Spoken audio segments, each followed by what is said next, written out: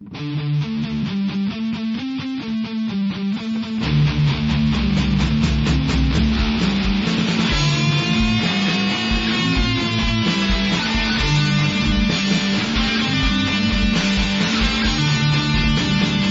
Lands Could Kill, featuring Knifecity, Ryke, Samhain Crow, and Hot Sauce.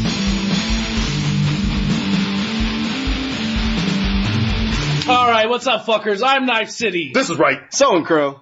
And Hot Sauce. And this is another fuck-filled episode of If Lands Could Kill. We just tried the intro multiple times, just to let it all out right now. Yeah, It's fantastic. this is our third go-around, and I'm feeling good. Feeling good. I don't know, that first go was kind of good, though. It was good. We didn't get our names in there, but, you know, a lot of fun happenings from Ryke. Yeah, Ryke actually said more than 2 words. It was very exciting. Felt very awkward. I'm hard. Yeah, what am I doing? Super nervous. He like old school, whatever, where he just like faints and then just comes back to life. What just happened? Dude, you got a dart in your neck. Alright, so, Crow, what you been up to this week, buddy?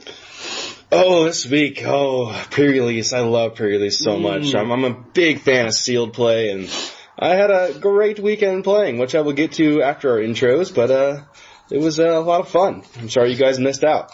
Yeah, it's unfortunate. What are you gonna do? Yeah, I wish you could have been there. Because this is the one I really wanted to play because it has fucking dragons, but... Motherfucking dragons. Bubble guts. It's all about that green I'll tell you and about red dragons. Yeah, it is true. So... Yeah, well, I knew everybody was going to want to play those dragons, so I went on the low end of the mana curve and got underneath them and had a wonderful time.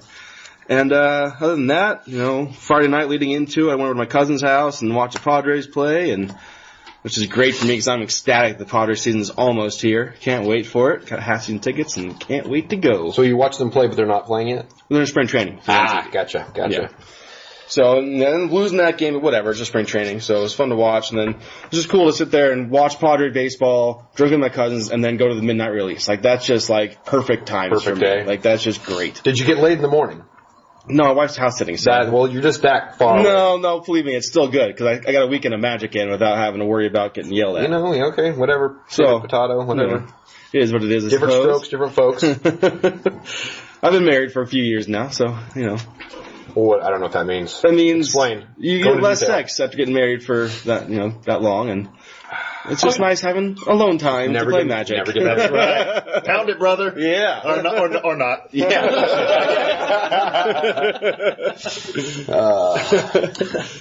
So that was great. I recently, yesterday, finally cracked open the game Aliens Isolation, which, by the way, is a lot of fun. But, oh my god, super intense and makes your nerves be twitching the whole damn time. Because it's only one alien in the game. And you're playing as Ripley's daughter, and all this crazy shit happens, and I didn't even see, like, the alien for the first, like, hour into it.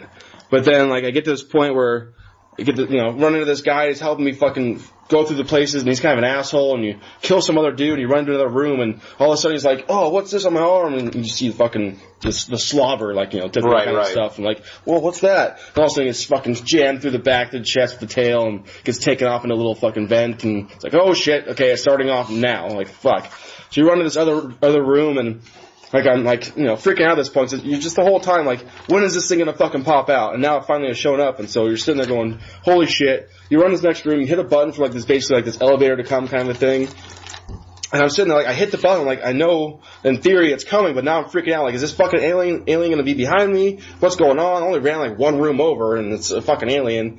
And it's just to come to the vents at some point, whatever. So I'm like crouched behind some crates, waiting for this elevator to show up. And I'm like, fuck, this thing's taking forever. So I start running around that room like, did I miss something? Am I supposed to go somewhere else? And as I do that, I run back to my little spot where I was hiding behind some crates.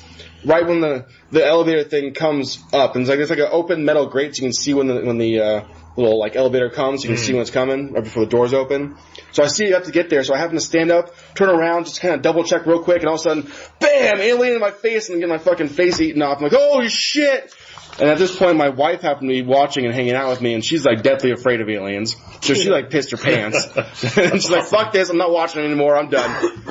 And then from there, went on to restarted the save, obviously, from that point for dying, and then went through at that time, got to the next area, and now, like, it's that much more unnerving because now you're past, like, the introduction of things and getting a feel for stuff, and so like, at any point the alien can pop up. Right. So, and not the space station, there's other people there, but it's kind of like Bioshock, where they're like, not like they're like on drugs and all fucked up, but they're all like everybody's fending for their own lives. Everybody's freaked out. So like you walk into this room and this one chick just like shoots you in the gut and you're like, holy fuck. And then like she calls some friends of hers to come like try to chase you. So you're trying to like go around the corner and end up going to this other room and finally like finding a spot where like I gotta find this like passcode and key card and a revolver and shit. And as I walk in this room, you kind of catch this like slight glimpse of the alien like leaving that room and going into this little dark hallway. You're like, oh my god, I have to go over there. I know it.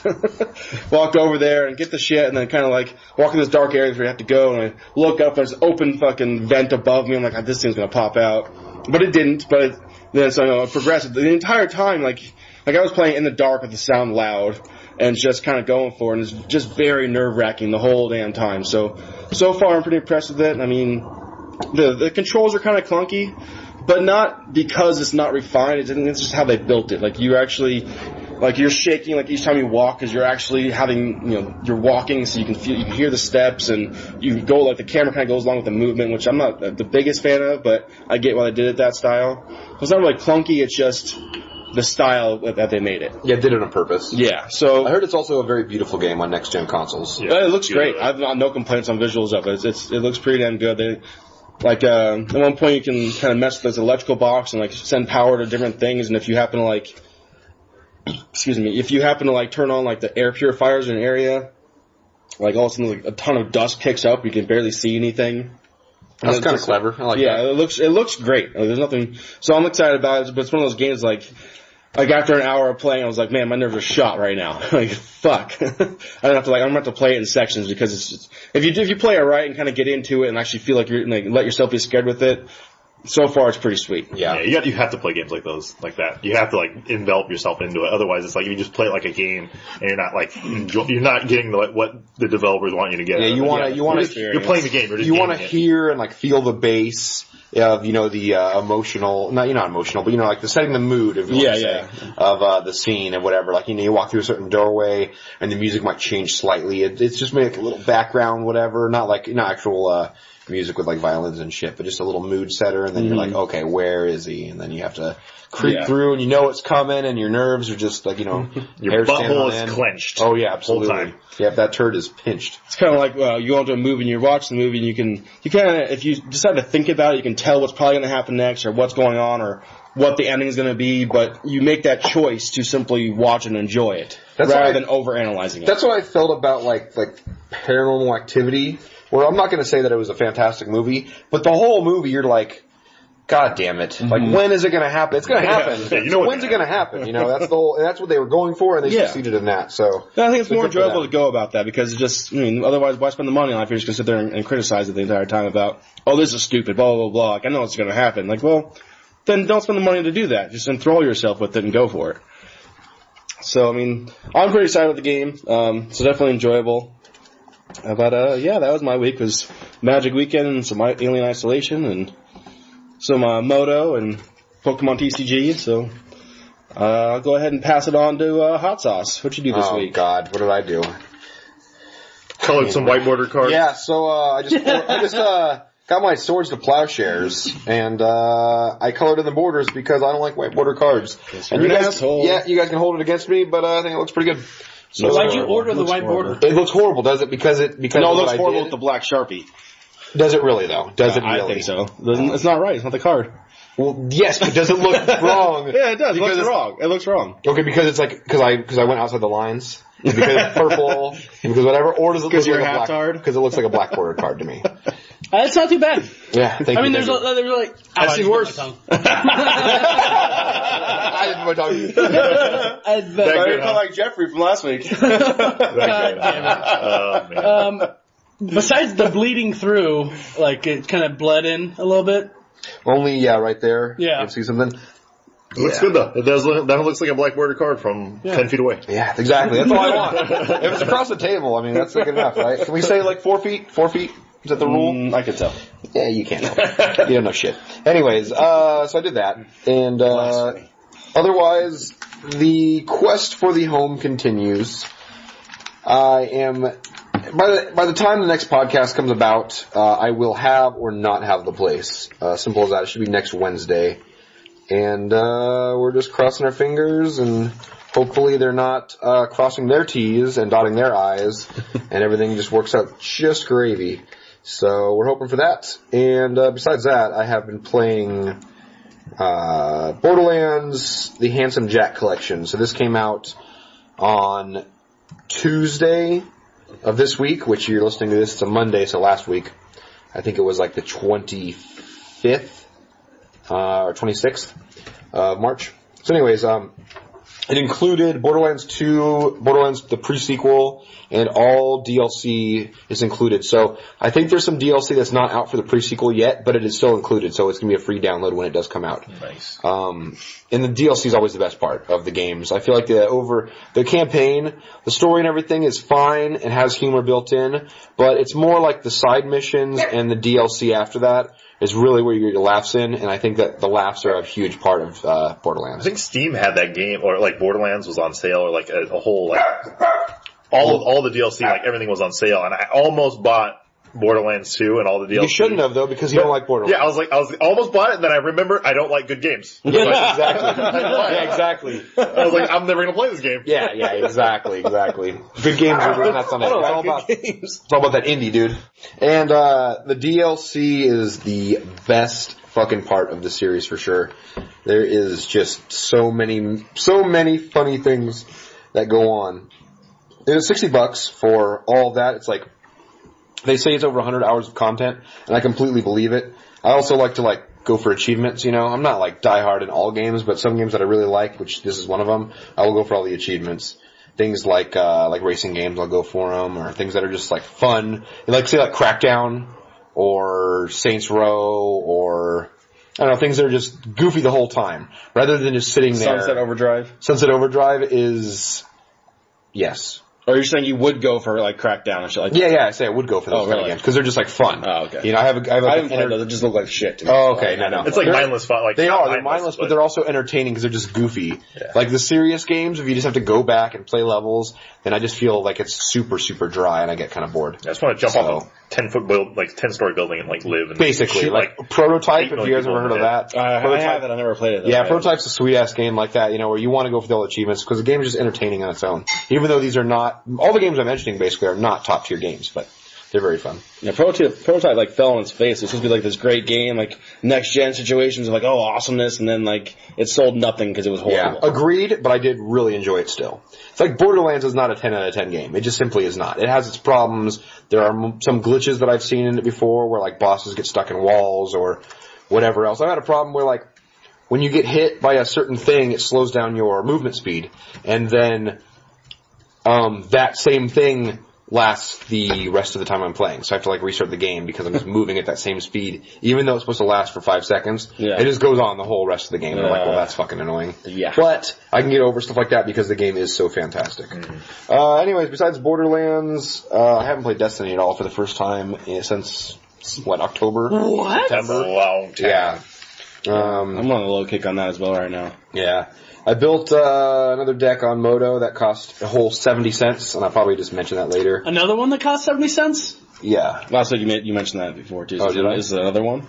Oh, the green, white heroic. Yeah, you talked about the green, white heroic. You talked about that last week. Oh, well then fuck me. Fuck me in the ass. What week is this? Yeah, don't even worry about me. I thought I was drunk this week. I wasn't drunk last week. Anyways, besides that, not too much, so let's move it along. What do you think? I haven't been up to too much this past week. I saw on the Xbox One store they were going to come out with a game called Neverwinter, which is a D&D MMORPG. And I thought, Neverwinter Nights? I don't know. I know it's Neverwinter something. But so it's always summer. Yeah, it's always hot. But I looked it up, and apparently it's a free-to-play game, and you can just download it on your computer as well. So I just downloaded my computer, And then I just went to go, you know how they make you sign in with their own special little client or whatever? So I went to go sign in, and it told me that my screen name was already taken, and I was like, You're like, bullshit. Wait a minute, have I already done this before? Have I, like, lost my mind? And so I went and, you know, typed in, I forgot my password, and I just guessed one of my email addresses, and it's like, alright, password has been sent. I'm like, son of a bitch, I've totally tried to play this game before, and that doesn't speak well to the game, because I don't remember it at all. Oh, no. Well, unless, like, you know, it was on the same kind of, like, server situation, so like a different game. Yeah. And you had already had the email, and it's the same kind of login situation. Right. I was trying to, like, peek through some of the games to see if that, you know, it was a different game, just same thing. But, anyways. Does not bode well. Yeah, it doesn't bode well, and, I'm curious if it's like a Ryke thing where he's like, so I played it again after forgetting about it, and the game's shit. I'm like 90% sure that's gonna happen. So yeah, I'm just gonna fuck around with this MMORPG and probably hate it, and then I'll uninstall it. And then if we're still doing the podcast in 5 years, I'll talk about it all over again. Yeah, mark this episode. Yeah. But other than that, I haven't been playing too many games. Been playing little Pokemon on the DS. Well, how you been liking that? Does it feel like the old one? Okay, so the only thing that really I have trouble getting used to is like the view. The view. Well, this new one had a different style of like third person view rather than an overworld view. Is it like isometric?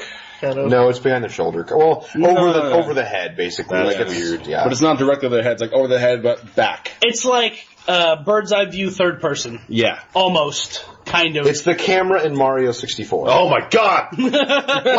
Good call, shit sir. out the Yeah, that is. Oh, I'm angry already now. But there's no annoying C button, so everything's fine. No shit. Everybody hated the C button. I had no problem with the C button. C button's fine. Who cares? But There's a couple games that abuse the fuck out of him. Like, I want C button. Where's that? Like, I'm just going to destroy you with my C button. I think the most annoying thing was just the one stick. You know, so it was either you were moving with the stick or you were looking with the stick. So different games switched off. Yeah. Which ones you use. It was just obnoxious.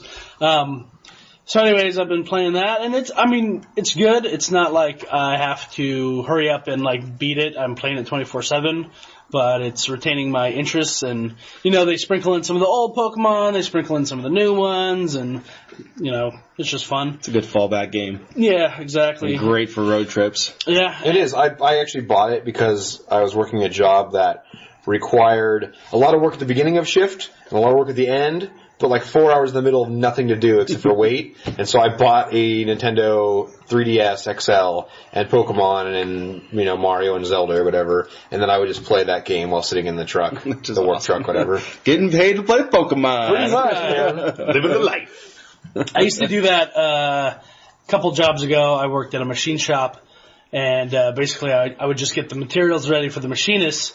And so I was just like in this big fucking like shipping crate, you know, like the big fucking long ones. Yeah. It was just filled like to the top and bottom with these big like 12-foot fucking metal poles and shit. Oh, okay. I thought it was going somewhere else. Yeah. You were in heaven. And so whenever the dudes needed material, they'd come get it, I'd sign it in and out and blah, blah, blah. But there'd be times where I'd just be sitting there with nothing to fucking do. And so... There's so much there. There's so much phrasing going on. I know. It's just Whenever the dudes came and needed it, I gave it to him. And then I gave it to him real good. In and out. 12-foot poles everywhere. No, but continue, man. Shipping container. Good luck, yeah. I mean, it's hard for you, man. Machine shops are sexy. I get it. It's hard to talk about. Sweaty men and phallic objects. Yeah, all the phallics, dude. All of them. It reminds me of that Simpsons episode where like Homer's afraid Bart's gonna be gay, so he takes him to like this big like factory of some sort, and he's like, look at all these big strong men, you know, there's like sparks going everywhere and everything, and then like this guy's like, excuse me, hot stuff coming through. He's like, oh god, no, and then like, oh, we work hard and then we play hard. It's break time, and then like he presses the button, like disco music starts going. God, Simpsons so good. Son of a bitch. Simpsons relevant at any point. Ahead of its time, dude. Ahead of its time. Yeah. Maybe now behind its time. That's fine. I still watch it. Yeah. So yeah, I downloaded an emulator and played Pokemon on my phone, and that's not really relevant anymore. So I had one like that, an emulator, but I played as Sonic the Hedgehog in the Pokemon world. Instead of Ash, I was playing as Sonic. Nice.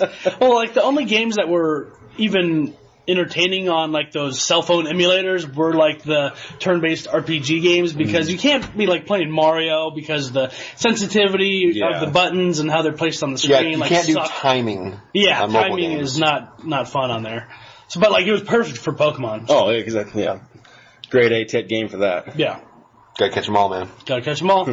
And I've also been playing a lot of Hearthstone lately. I guess they're coming out with a new expansion here pretty soon, so this will be their second expansion. And so, they're starting to pick up bigger card base, and the only thing that sucks is just the game. No, just kidding. I haven't played it. I've watched it, and actually, it seems fun. But I mean, it's not like Magic, but I think it's it's definitely second place. I think you've made your point about it though before on other podcasts. Saying that it's just like sometimes you want to play Magic, and sometimes you don't want to just hurt your brain so much. Sometimes you want to play Duels of the Planeswalkers and just win. Yeah, exactly. But the only thing that sucks is just like, because it's the same guys who make World of Warcraft, Blizzard. So Ooh, Blizzard? Never heard of them. Yeah, exactly. Jinx, you owe me an ad. Exactly. You owe me a Blizzard from DQ. I put that Jinx game in the wipe. I always go, Jinx, you owe me a blowjob. Nice. It doesn't work very well, but I always win. Does it work the other way? She never wins. Jinx, you owe me a blowjob? She never wins. She never wins. I have like 30 credits built up. I try to cash them and it doesn't work. It's fucking paper money, dude. It's like fake money. Monopoly dollars. Want to cash in this blowjob? Yeah, we don't accept that either. Sorry, we only take American Express. Yeah. And nobody takes American Express. Now nobody takes American Express. Now I'm going to rant about something else. You know what really grinds my gears? I don't even have American Express. I don't even know what the fuck I was talking about. Oh, so anyways, in World of Warcraft, they always make a bunch of changes and nerf certain characters or certain abilities and change the skill tree. And so it's kind of the same thing with Hearthstone. They're always nerfing cards and changing the AKA converted mana cost of cards because it's too powerful, which is a good thing for them and also a bad thing because it's like if they print something that's too powerful, Power 9. So if they print something like that's too powerful, then they can just go in and be like, all right, we're changing it. It's not like physical cards where they're worth something and they have to protect the collector's market and all that fucking bullshit. They're just like, all right, this is too good and we're changing it and fuck you. And so you just kind of got to get used to it and roll with the nerfings, and I don't know. But I liked it. And but in a similar kind of fashion, though, like if you were like really wanted that card because it was so good, and you spent all this money to buy packs to finally get it, and all of a sudden you get it, and now your money's wasted because now it's a piece of shit card. Yeah, I mean that's true. And it'd be annoying. Well, I mean, at least you don't have to buy cards per se. The cards don't have a market, right? The first mistake you're making is you're buying packs. Not you, I'm just saying but anybody who's buying packs. Because you can buy packs, but there's no secondary market for single cards. So you can just buy a bunch of booster packs and hope to pull something. But you can just earn gold through like doing quests and winning a bunch. And playing the arena, right? Yeah, and then play the arena or just... That is one thing I will say. I've only done it like one time, but the arena is pretty fucking cool. Yeah, arena is really fun. I think the one time I played, I got to like round like 8, I got like 7 wins in a row, and then finally lost. I was like, man, this is cool. That part I do like the drafting style of the play of it. Yeah. Of like picking each time. The arena is pretty cool. I'll give it that. I had to get used to not like keeping the cards. Yeah. Because like the first couple times I'm like, oh, that's a fucking badass card. I want to put that in my hunter deck, and then I pick it, and then I'd be like, oh yeah, I can't This is like keep a phantom draft. Yeah. But yeah, it's fun and stuff. And what's up, Ryke?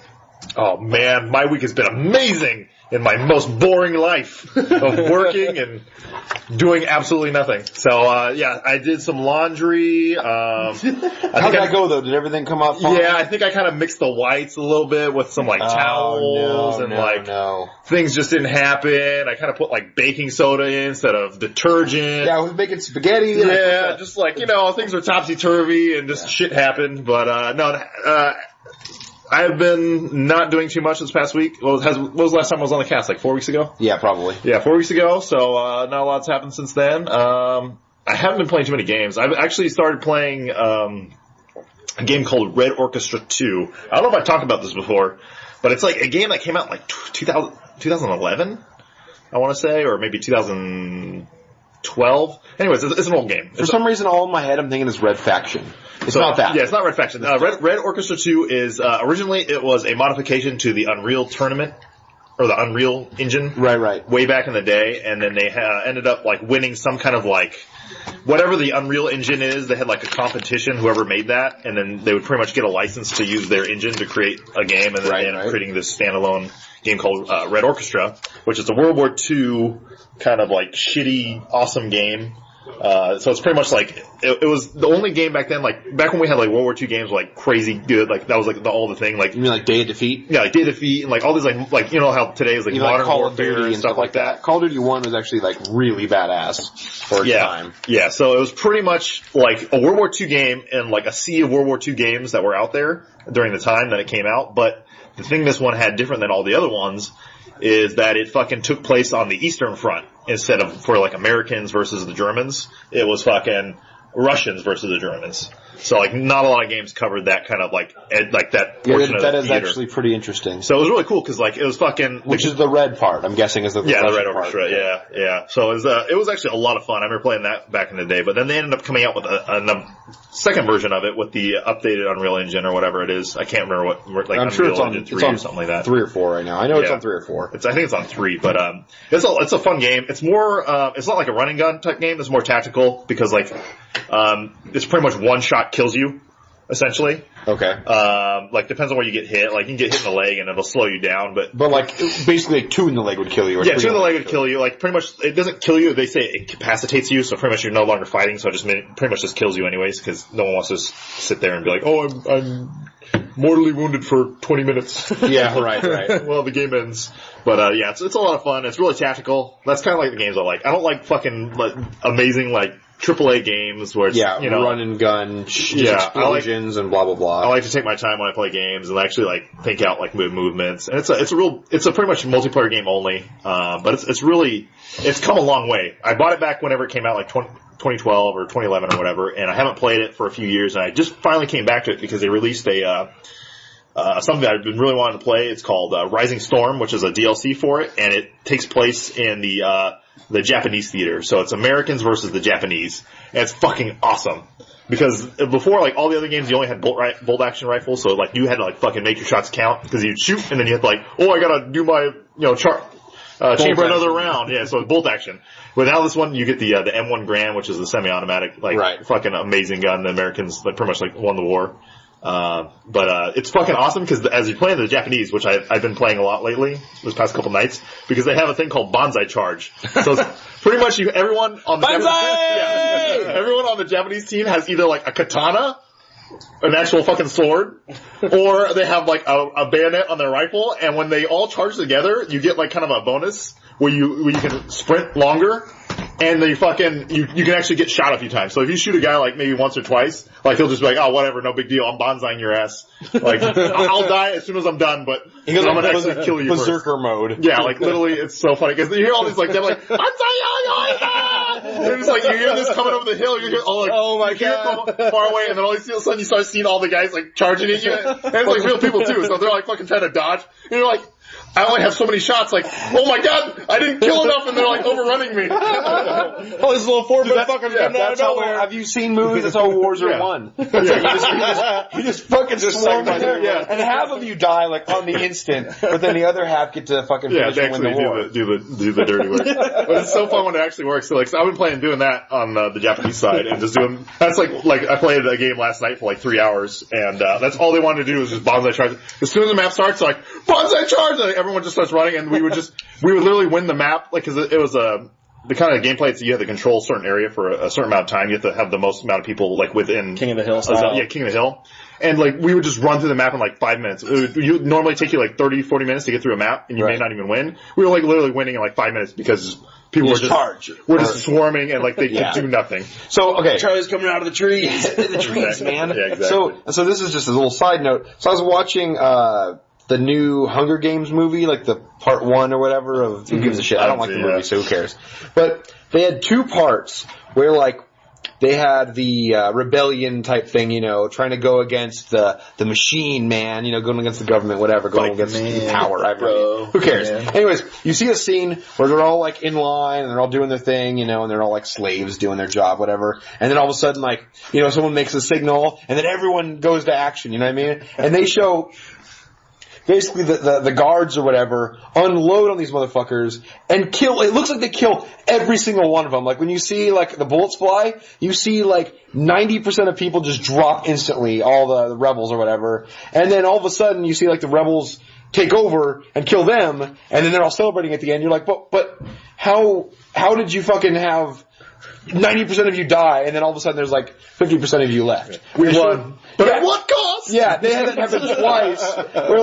We're like, they have all these people run in, everyone's fucking dead for like one thing, and at the end they show everybody like celebrating, and you're like, but they killed 90% of you! How is there 50, 60% left? It was a really stupid part of the movie, I thought. Kind of like charging the dam. What is that? That part was like, they're like charging the dam. Yeah, charging the dam, so you saw it. Oh, I might get my wife into that. They were charging it, and so many people fucking died. Everyone, oh my god. Like within 3 seconds, everyone fucking died. They actually finished what they were trying to do, and at the end everyone's celebrating, and you're like, but you all died! The first scene said you all fucking died, how are you still here? The bomb explodes, and the dam rushes, and they all die anyway. And they're all dying anyway. It's just there's some silly things that happen. A lot of dying. I bet you they have the same actor die and then come back and celebrate at the end because the movie's that bad. Yeah. So, no, it's exactly. This game is exactly like that. To the T. But yeah, I've been playing that. It's actually a lot of fun. Like it was really bad at the beginning because it was a new game and the developers are kind of like almost like indie developers, but they've actually put a lot of work. Like I'm surprised they're still they're still working on it to this day, and it's like 6 years old or whatever. But yeah, it's a lot of fucking fun. Check it out if you like those kind of indie games or like more tactical, like fucking actually want to like take skill to actually do anything in teamwork, to actually achieve anything in the game. But, I also, on breaking news with the MTG, I built a Tiny Leaders deck. Shut your face! For the first time in like Ryke is back. 10 years, I actually put cards together in sleeves, and it was amazing. I have not heard like Ryke be excited about like anything Magic in a long time, but like for this past, ever since he ordered the cards like this past week, he's just like, they're coming on Thursday, they better be here Thursday. I'm so fucking excited. I was literally like, I was checking my USPS tracking like every day. I'm like, please come on time. Please come on time. This is estimated on Thursday. I'm like, please be here for the podcast. Because I just want to play this. So I'll get to that later if we want to do that, but I'll definitely tell you guys that my Tiny Leaders deck, it's a lot of fun. Bitchin'. So I want to throw a quick question to you guys before we head out of the intros here. You talked about D&D a few minutes ago, right. The online game, whatever the fuck you're talking about. And have you guys ever actually played like D&D itself? No. No? How about you, Hot Sauce? You We're ever not played? nerds, bro. No, I have lost my virginity. So my question to that only being is, I never played it either. But my wife has this girlfriend of hers, and I guess the girlfriend's husband's sister is like really into D&D. Like she gets dressed up and all kind of shit too. Yeah. But she also plays Magic as well, apparently, and this and that. Anyways, like I guess there's a comedian called like Brian Posehn. Yeah. He's pretty funny. Brian Posehn? I guess he has a podcast that he does. It's about magic mostly. And he has like comedians come on there and he like talks shit and has like a bunch of jokes, but it's mostly about D&D. Like I didn't picture that at all. I thought you said it was mostly about magic. No, mostly about D&D. Okay, good, because he should be horning in on our territory. Yeah. God damn it. So because of that, like all of a sudden my wife's friend's husband like is like interested in D&D, like his sister plays this and that. And so, like, they asked her, like, would you and your husband, being me, like, want to, like, play with us? I'm like, well, yeah, fuck it, I'm down, whatever, I'll try anything, I mean, I'll check it out. And I told him, we'll try anything, huh? Anything at least once. I've already done that many times. That is on record, I'm just saying. And, anyways, so I told him, like, oh yeah, I'm down to try D&D with them as long as they're down to play Magic with me. So that's gonna be the kind of the deal. See if it actually goes about, but I figured you guys hadn't played it either. I never played it. I mean, I get the overall concept, but at the same time, like, there's a lot of things about it that I don't know at all. I would do. I feel like it just takes like so much time and effort and like patience to play. It's pretty much like Magic. It's well, I mean, like even more so than that. It's like you know how like when you're grinding on MMOs and stuff, like it's basically like that, but where sweaty and a real life nerds around. Just fucking grind fest. Okay. So, I don't know if we talked about it in detail. Okay. But what do you guys think about discussing Risk Legacy? You know what? What? I think it's worth the people's time. If you want to go back to episode 1, is that really what it was? I think we briefly mentioned it. You know? Yeah, we touched on it because it was the natural evolution into Magic. Yes. Ah, indeed. I remember things sometimes. But for new listeners, I forget though. For new listeners, we did we started playing nerdy games so we could just hang out, as an excuse because we got wives and girlfriends and shit like that. So we started playing this game shit called like that. And shit like that. And so we started playing this game, Risk, but it was a different version called Risk Legacy. And we've been talking about it a lot lately, or I've been thinking about it, and then we just started talking about it recently, and I think we might start another campaign up. I mean, it naturally comes up in conversation because the game is just the end-all, be-all of these kind of games, these strategy, board games, card games, whatever. If you have a close group of friends, and you like strategy, this is the game to play. Magic, in itself, is absolutely fantastic. I mean, there's no doubt about it. But there's something about it if you have those 4 friends, 5 friends, 3 friends that you're very close with, and you have the time and the dedication, that this is a more rewarding experience than everything we've faced so far. I feel like it's the best board game I've ever played in my entire life. Whoa. I have played Chutes and Ladders. I beg to What about Stratego? That was a great game. What about the one that has the little globe, the little snow globe in the middle, and you push it in and the dice bounce around? Sorry. Trouble. Sorry. Trouble. They all have those. Yeah. Trouble. Trouble. But no, literally, this Risk Legacy is the best Risk board game. Maybe it was just because, we had 4, longtime friends. It was me, Hot Sauce, Ryke, and Peppermint Swirl. And so it was just Quickness wasn't in that? What? It was Pep Sweezy, not Quickness? Yeah, Quickness It was actually at doing that. the Sweezy's house. Yeah, I was at Pep Sweezy's house. okay. And, Every Monday, Legacy Mondays. Yeah, we dedicated the day, Legacy Mondays, and we would just play for 3 or 4 or 5 hours or whatever. And it was just some of the funnest actual, nerdy times I've had in a long time. So I want to go over it real quick. It's just, so if you guys have played Risk, it is a game where you have the map of the world and there are territories, not necessarily countries per se, because they will map them out differently. Where Europe may involve 17 countries for Europe or something like that, this is actually only going to be 7 or 8 or something like that. Africa will be, 6 territories or something like that? I think isn't it the same as the actual, Risk map? Actually, yeah, exactly. Yeah. So same as the Risk map. But it's just a breakdown for those who haven't played. Right. So Australia has 4? 4. And Africa has 8, and Madagascar is a separate one. Anyways, so they have all these territories broke down just the same as Risk. You will load up with troops and take over. You will go ahead and put 1 troop in each territory until you create your little zone. You try to puck them all together, and then you play the game by building up more troops and getting an advantage, and then attacking other territories. And hopefully, by dice rolls, you will advance into that territory and destroy your opponent, and you will be able to expand and expand and expand until all your opponents are dead. And you're talking about Risk. Basic right? Risk. Basic Risk. Okay. This one has the same thing, but all of your starting group, your color of your little troops or whatever, all have their own skill power. Where maybe if you roll a 1, then in combat you roll dice and the highest number wins.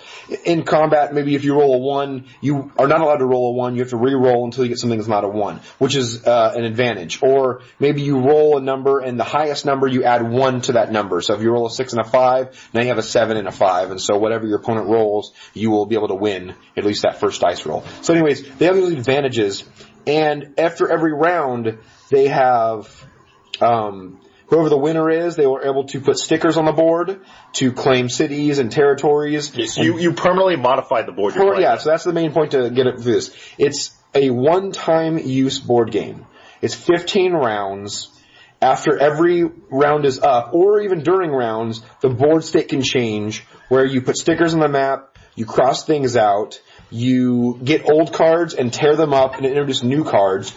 You are able to open up packages that are built into the game box that say do not open until this happens. Till you reach game 5 or round 5 or something like that. Yeah, exactly. Game 5, this scenario will happen. You open up this new pack. It'll tell you to tear the old cards up, the old rules, introduce new rules, introduce like maybe a new faction or new abilities for your players. There's a million things that can go on, and it is not the same for any board game. So like any game you play. So if I play 15 games with my friends and you play 15 with your friends, our games are completely different. The ones that we've sanctioned to be our own territories, the boxes we have opened up, in what order, how strong one thing is to the other, like it's all completely different, and it makes for an outrageous game where once you hit like game 3, shit is up and rolling and you are super excited to go back in and work with the new rules and see if you can bring down your opponent like as an advantage or a disadvantage, and it's amazing. Yeah, and it can almost break childhood friendships. Yeah. Yes. Almost. We actually did a thing where each week we would each bring $1, and then whoever won didn't have to put that $1 into the pot, and then whoever like had won the most matches at the end of the 15 weeks or whatever got to take home the money. Exactly. So by the end of it, 3 people times 15, so $45 were in the pot, and then whoever once again had the most matches, and anyways, and go then, on. Moving on. No, I was just gonna say. I love how I should rub it in every fucking time. No, I was just gonna say on the package it said, was it Legacy Alpha Male Retirement Fund? Oh god, that was a good game. And I won. Yeah, Knifecity won. He was a dick. Don't go to Australia. Yeah, but check out the game. It's actually a lot of fun if you've never played Risk. No, really though, we really want to talk a lot about that. We want to bring it up because Magic is a great game, and one-on-one, it's really fun. You like Commander, it's really fun. But if you have a core group of friends, and you're looking for a different kind of experience, this is our number one pick. You know what I mean? I think it supports up to 4 to 5 people. It's 3 to 5 players. 3 to 5, yeah. And you have to have the same people for each game because each game changes the characteristics and whatever else of each person. So if you try to change one friend out for another friend, they're going to go in there and not understand what happened last game, which will totally make things fucked up. So. And also, like, there's like starting cities you can choose and all this stuff. So yeah, it's very, very driven to be played by the same people. Yeah. Yeah. By game 10, you understand how you're going to start the game and where it's going to go for the first, hour or something like that. There's a pretty good grasp on that. And after that, then hell breaks loose. Yeah. So. And going back to the Dungeons and Dragons, I just want to say that I think we universally agreed that we were going to wait until we were like at least like 40, right? Yeah, but we're going to play it. That's we're definitely there's a lot of shit talk, but honestly, I'm totally going to play it. Oh yeah, we're definitely going to play it. But we just gotta wait. We're not there yet. Another 10, I don't think we're 10, mature 11 enough years. to play Dungeons and Dragons yet. The kids got to be old enough and to actually want to learn the rules too. Yeah. And that could be like, that's my excuse. I just want to teach the kids. Well, that's like my excuse at that point. I was like, Magic is too intricate for my wife to really get into. She just had the patience for it and this and that. She didn't really have that strategic mindset style. Women, what are you going to do? Right. Anyways. Small brains. But she was like excited about this. Her girlfriend wants to play. I'm like, okay, well, I have interest in that because of it being a strategic situation. I don't understand what's going on necessarily overall. I only have a vague understanding of what basically happens in D&D. So I told her, yeah, I'm down to try it. So if it comes about, hopefully it does, honestly, because I'm down to try it. Another strategy type of game, I'm down to play. You should introduce new cards, like homemade cards, like Dawn dish soap.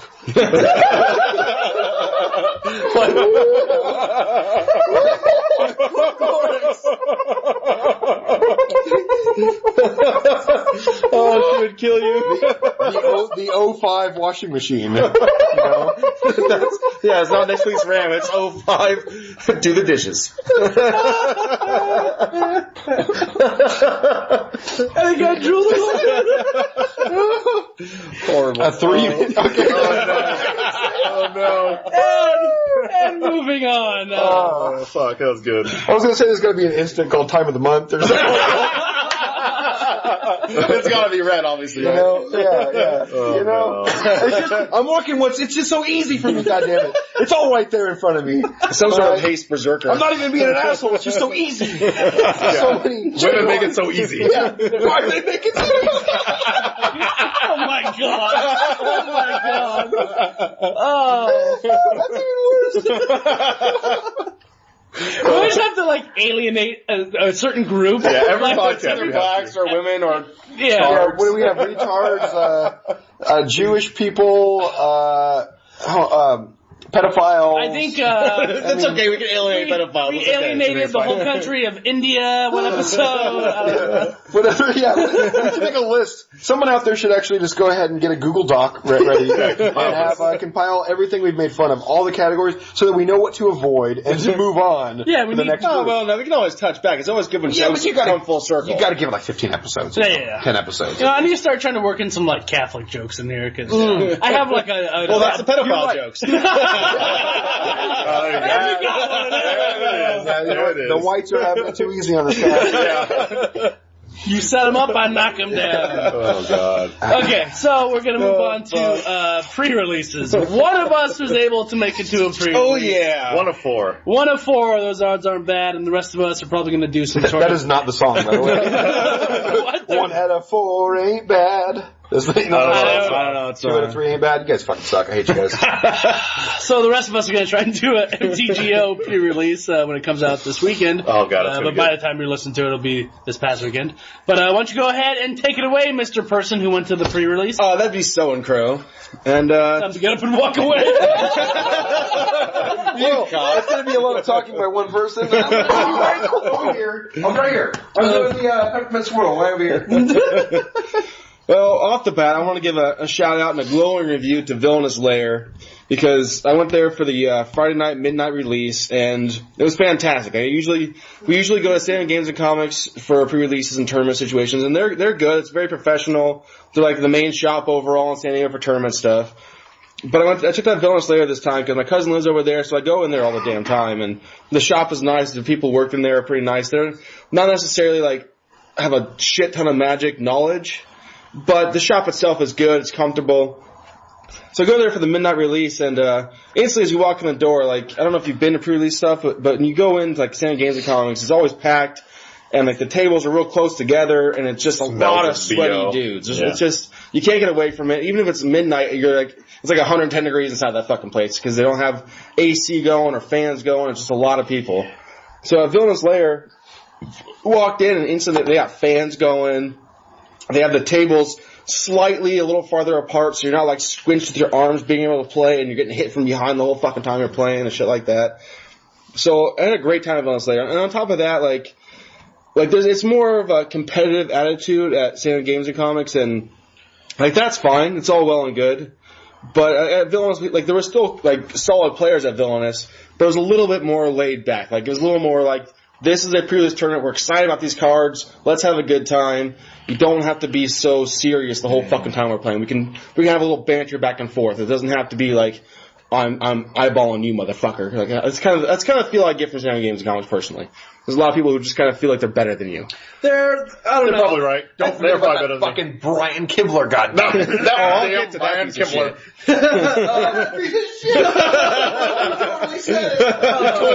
I feel like every shop has their own like, you know, elitist persona kind of. Yeah. Well, their own people who come to the shop and then they kind of take it too seriously. Okay, yeah, I hear you. Of course. Because I could definitely at San Diego Games and Comics, this one guy I went up against at a pre-release, and he was just like speed playing and like kind of like encouraging me to hurry up when I was just playing at like a normal pace. I'm like, settle down, guy. We're just here to have fun, you know. It's not like I was slow playing, but anyways, go on. So, I mean, I just want to throw out to Villainous Lair, like, if you live in San Diego area, check them out one of these times, because honestly, it was a lot of fun. I'm going to try to talk these guys into the next pre-release, which will be, Origins next? Oh, I'm definitely going to Origins. So yes. I plan on trying to talk to you guys to at least go to one of our pre-releases at Villainous Lair, because it was a good fucking time. Very comfortable, and also they did a really good job on their prize payouts, like, literally, not just like, oh, you had to have a winning record to get a couple packs, something like that. They literally paid out, like, if you had like an even record, they paid people out at, like, you know, they get like at least a pack or two each kind of thing. So, like, I think it was like 50 people at pre-release. I think probably 30 of them got fucking paid out. Like, It was a lot got paid out. It was pretty cool. So I ended up going 3-in-1 at this pre-release with a black-red Kolagon brewed deck. Is that what you picked? Yeah, I picked Kolagon and went black-red. And it was pretty fucking sweet.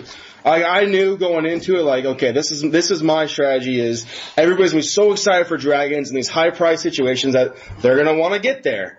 And I'm going to go, okay, well, you can go ahead and try to build up and hope you last till that long. And I'm going to swoop under you with a low mana cost, low curve, come fuck your face situation. Which I feel like if you have a great draw, or a good draw even, then you're going to fucking win. If you're just having dash creatures nonstop, good red and black, instant speed, sorcery speed, removal spells, you are going to be just messing them up, man, and just tempoing and hitting them for 3 or 4 every turn, and it's going to be a disaster for them. Absolutely. Oh, yeah. So, I mean, this is, I feel like the removal's good in this format right now, and I do feel like that people want, like you said, to play the powerful new dragons and all that stuff, which, you know, are very powerful in a lot of ways for limited, especially. But god damn it, if you want to go fast, you're going to fuck them up. Yeah, I drew, like, my favorite forward fight, I got Flamewake Phoenix and Bloodstained Mire, so I drew pretty well overall for my rares and my colors, and I got Kolaghan, the command card, too. Yeah, my promo was the Kolaghan's command, which is fucking legit. You know, 2 damage, get rid of their creature, and then I can discard a card, or if they happen to be playing an artifact, which there really wasn't many artifacts that I had to worry about. So I just come in, discard a card each time, typically. And then I had things like, I drew a Wild Slash and Twin Bolt, Ultimate Price, Sarkhan's Rage, Roast, tons of removal. And I mean, really, to me, it feels like, it's like goddamn near a standard deck. It feels really good. Yeah, it's pretty fucking sweet. It's just removal at all times. I played Deadly Wanderings, which was just fucking sweet, too. It's at 5 mana enchantment, 3 in double black. And as long as you control exactly one creature, that creature gets +2/+0, has Death Touch and Lifelink. And then I played 2 of the enchantment Impact Tremors, which is 1 in a red, and whenever a creature enters the battlefield, Impact Tremors does 1 damage to each opponent, with a bunch of dash creatures. So every time I just ping them for 1, or if I get both on the field, ping them for 2. So that's the thing, when you hear those 2 enchantments, they feel like they fight each other. It's like, one wants only 1 creature, and one wants 1,000,000 creatures, but because of dash. That's the thing, dash will hit, the dash will get +2/+0, Death Touch and Lifelink, and then the other one will hit him for 1 extra. So like, it's like the other one is just saying like, hey, all your dash creatures, do 1 extra damage, you know? Mm-hmm. So these 2 cards by themselves, they should not be in a deck together. But with dash, it makes it completely different. Yeah, it worked very well. And then just, the Deadly Wanderers is also go around removal and go late game and Death Touch, Lifelink stuff and all that kind of jazz. And one of the all-stars I pulled was, this is a common, Sprinting Warbrute. I mean, this guy is a 5/4 for 5, or you can dash him for 4.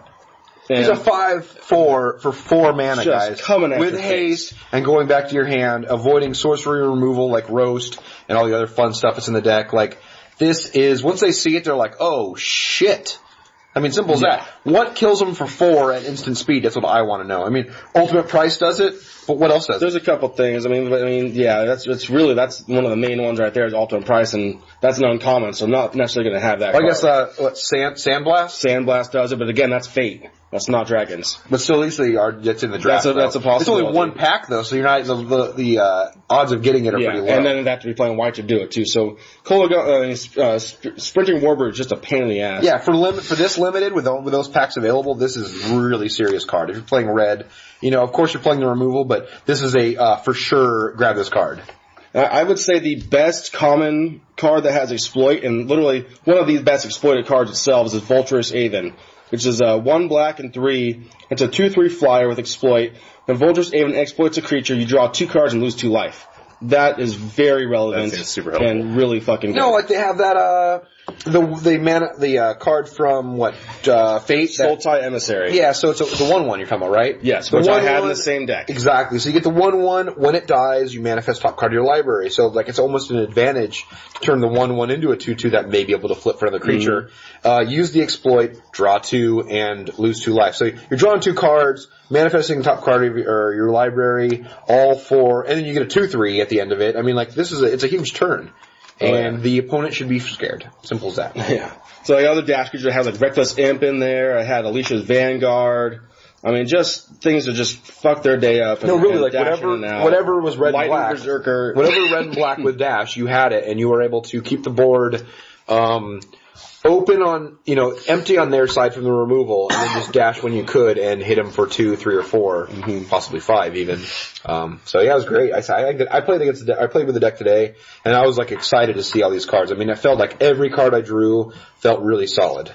Another card I want to talk about for limited play is Kalsima Behemoth. It's a red and 2. It's a 5/5. Kalsima Behemoth can't attack or block unless you pay 2. But I'm telling you, for limited play, this guy is fucking legit. Like, he's actually a ferocious from a flame like Phoenix. He's a pain in the ass. Yeah, that's a 5/5 for 3. I mean, I know you can't attack with that, whatever, but I mean, without paying 2, but like, what's paying 2 when it's a goddamn 5/5? You know, you just that's a big wall to get choose past, one. Like, do I want to attack or block this turn? 2 mana is no big fucking deal. Well, especially in a deck that has a low mana curve, like, what are you going to be doing in the later turns? Not much. You're not going to spend your mana on anything, so you can go ahead and, you know, the 2 extra mana isn't shit. It's almost like it makes me feel like it's a controlling strategy where, like, you hold the mana open and you're thinking, like, all right, do I want to attack this turn? Do I want to use it to block? So, like, you can hold the 2 mana open and look like you're going to block with it, but maybe you have a 2 mana spell that you want to play instead, or something like that. You know, you can hold the mana, make your opponent think about something like, oh, he's just going to block. And then when he doesn't attack because he knows you're going to block, you're like, well, anyway, I was going to use the 2 mana for another spell anyway, so you're just making it advantage in my favor, exactly. You know? You didn't attack, I get to cast my spell anyways. With all the removal, I had like 7 removal cards right here, and it would just be tempo to play, you know, kill their guy out of my way, play Dash and Sprinting Warbrute at the same fucking turn and having this guy in late game swing with freaking 10 power after killing their one guy out of my way. So, things like that. It was great. I wanted to say, what did you see in the tournaments that you were afraid of? What limited bombs? I mean, obviously, like, most of the rares and the mythic rares, those are scary, but like, what other cards that you didn't suspect maybe that came out and you're like, holy shit, that's a pain in the ass? Well, honestly, with how this deck went and what I faced, like, really, this thing was so, like, well-tuned and working so well that really I went 3-1. My one loss was match 3. I was on table 1, and I played against this guy who literally just had, like, the ultimate sealed pool. Right, but that guy just had, like, all the good cards. Yeah, like, besides that. So, what about, what I'm saying, this deck, I didn't face anything I was actually afraid of, because I had tricks like Coat with Venom and things like, I mean, obviously, at this point I don't have a lot of flyers or flyer defense things, or if it gets late game, they can start getting big dudes and this and that, but I had things like Coat with Venom and shit like that, and, you know, other removal spells that just, with tricks, like at one point I have one dragon in the deck. It was, Stormwing Dragon. It's a 3/3 uncommon, like, not very good. It's a 6 mana, the 3/3 flying first striker, but I played him because, like, what happened one time in particular was the dude I had him on the field, another guy played that card, the dragon, that when it attacks it adds 3 red and 3 green mana to their mana pool. Whatever, the Tarka dragon, whatever the hell it is. Uncommon guy, yeah. So, and that's like a 5/5 or whatever the hell it is. So I'm like, shit, okay, what am I going to do here? So I was like, okay, I'll attack him with Storming Dragon. And, like, obviously he's going to block. I've got him down to like 5 life. He's going to have to block, right? So I attack him with that. I Coat with Venom and get rid of that guy. Right, because it got first strike and death touch. Yeah, well, exactly. He gave it death touch and shit. So my dragon died, but that's fine. I still had like 2 Well, it shouldn't have died. He had first strike. Yeah, but I think it's like a 5/5 or something. Doesn't matter. It's first strike, death touch. Okay, then you're right. You're right. I did survive with that. My bad. Yeah. But I mean, so I had tricks for things when I got late game. My point was I was trying to kill them by like turn 5, turn 6 when they're trying to like just finally go off. At this point, I've templed them out and cleared their whole fucking board. I'm just dashing creatures in, pinging them with that enchantment. I actually had 2 of those Impact Tremors enchantments. So I'm just constantly pinging them with damage and dash attacks. And, like, you know, have enough mana at that point to kill off whatever one blocker they thought they were going to have to block my guy, kill that off, swing for more damage, do more damage with Impact Tremors, and get them real low real quick. And then late game, if they happen to have that legitimate card late game, I'd use some parlor trick, kill them off, and just fuck their face. Yeah, right. Like, this thing went really smooth. Besides that guy who had Foil Sidisi on the Vizier, the Surok, the new Surok one, he also had Salumgar, the Drifting Death, like, he had, and on top of that, he had, like, as much removal as I did. Right, so if you have that, I mean, of course. Right, that's the one I There's not much to talk about. If the guy drafted perfect, you know, the guy opened perfect packs, like, whatever, you know, that's how fucking chips fall. I'm real bad with names. This guy was really cool, actually. He was a good guy. We would have actually get along with kind of shit. I actually saw him briefly on, Sunday as well. He came to that tournament as well, but, to that point, he told me about his buddy who made this app called Echo MTG. That's currently just on the App Store, but they're working on getting it like on the Android Yeah, you're stores. talking about the Apple App Store. Yeah, the Apple App Store, excuse me. Called Echo MTG, and it runs off of TCG mid prices, which is perfect for trading. That's what we all typically is what my group of people I know go off when they go to trade. And this thing, like, the next day I went and hung up my buddy, and we traded like 25 cards from each side, so like a total of 50 cards passed.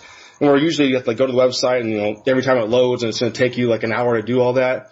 This thing I was able to freaking go through, search instantly, and get the whole trade done in like 5-10 minutes. Yeah, they have the app itself has every card. You can choose the set, so you choose Fate Reforged or whatever, and then it has all 200 and whatever cards or 100 and something cards, whatever it is.